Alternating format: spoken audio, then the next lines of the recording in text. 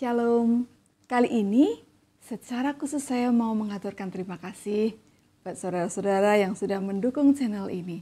Tuhan Yesus memberkati saudara dengan berlimpah.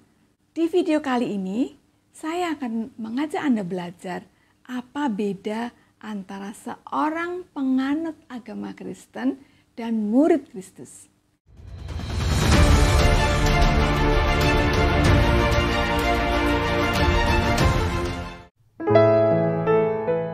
Alkitab tidak pernah mencatat bahwa Yesus datang untuk menyebarkan sebuah sistem agama. Yesus datang untuk memperkenalkan sebuah konsep baru tentang hubungan manusia dengan Tuhan.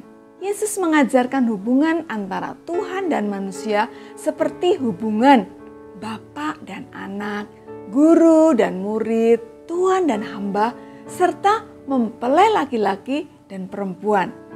Konsep ini menggambarkan sebuah hubungan yang sangat erat dan intens.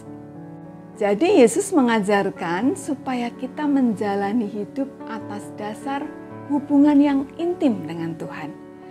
Bukan sekedar menjalankan kewajiban, aturan, ataupun rutinitas keagamaan. Pertanyaannya, dari mana muncul kata Kristen? Di Alkitab terjemahan baru, kata Kristen hanya tertulis sebanyak 6 ayat. Kata ini muncul pertama kali di Kisah Para Rasul pasal 11 ayat 26. Mereka tinggal bersama-sama dengan jemaat itu 1 tahun lamanya sambil mengajar banyak orang. Di Antiochialah murid-murid itu untuk pertama kalinya disebut Kristen. Kata Kristen adalah kata cemoohan atau olok-olok yang ditujukan kepada pengikut Kristus pada zaman para rasul. Mengapa dicemooh? Karena masyarakat melihat orang-orang ini memiliki gaya hidup yang tidak umum pada zaman itu. Jadi kelihatan aneh. Mereka punya gaya hidup yang berbeda. Satu contoh, orang Yahudi umumnya datang ke bait Allah pada hari Sabat atau Sabtu. Tetapi murid Kristus datang di hari Minggu, yaitu hari di mana Yesus bangkit dari kematian. Contoh lain, relasi di antara mereka juga berbeda. Kasih sangat menonjol dalam kehidupan keseharian mereka. Mereka saling tolong-menolong dan berbagi dengan sukacita dan tulus. Zaman milenial, Kristen jauh lebih bermacam-macam jenisnya dibandingkan zaman para rasul. Zaman ini ada istilah Kristen kapal selam yang naik ke permukaan hanya sekali-sekali saja. Ibadah juga begitu. Ada Kristen puluhan tahun. Alkitab masih tampak baru, mulus gitu. Ada Kristen KTP, pokoknya banyak macamnya. Lalu bagaimana dengan kata murid? Di Alkitab saya mendapatkan kata murid tertulis sebanyak 316 kata di Perjanjian Baru. Jumlahnya hampir sama dengan jumlah hari dalam 1 tahun. Artinya setiap hari kita diingatkan bahwa kita sesungguhnya adalah murid Kristus. Mari saya bacakan di ayat yang dikenal sebagai amanat agung Tuhan Yesus. Di Matius 28 ayat 19. Karena itu pergilah, jadikanlah semua bangsa muridku dan baptislah mereka dalam nama Bapa dan Anak dan Roh Kudus.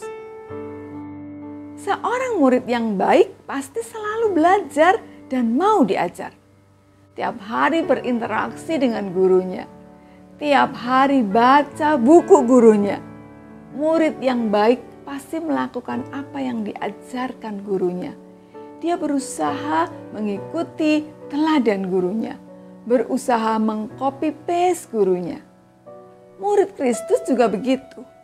Dia pasti belajar melakukan teladan yang diberikan oleh Kristus. Murid Kristus ingin menduplikasi atau ingin sama seperti gurunya, yaitu Kristus Yesus. Jadi, murid mempunyai bobot lebih bila dibandingkan penganut agama Kristen. Murid berbeda dengan Kristen. Lalu apa ciri seorang murid Kristus? Malam sebelum ditangkap, Yesus mengadakan perjamuan malam di tempat ini bersama muridnya. Tepat setelah Yudas pergi, Yesus memberikan perintah yang baru kepada 11 muridnya. Yohanes 13 ayat 34 mengatakan, "Aku memberikan perintah baru kepadamu, yaitu supaya kamu saling mengasihi. Sama seperti aku telah mengasihi kamu, demikian pula kamu harus saling mengasihi." Ayat selanjutnya, ayat 35. Inilah yang menunjukkan ciri seorang murid Kristus. Dengan demikian, semua orang akan tahu bahwa kamu adalah muridku, yaitu jikalau kamu saling mengasihi. Mari saya mendorong saudara tidak hanya hidup sebatas orang yang beragama Kristen, yang menjalani rutinitas kegiatan ibadah gereja ini saja. Tetapi marilah kita hidup sebagai seorang murid Kristus yang punya hubungan intim dengan Tuhan, selalu memanifestasikan kasih dan terus mengejar keserupaan dengan Kristus. Tuhan Yesus memberkati.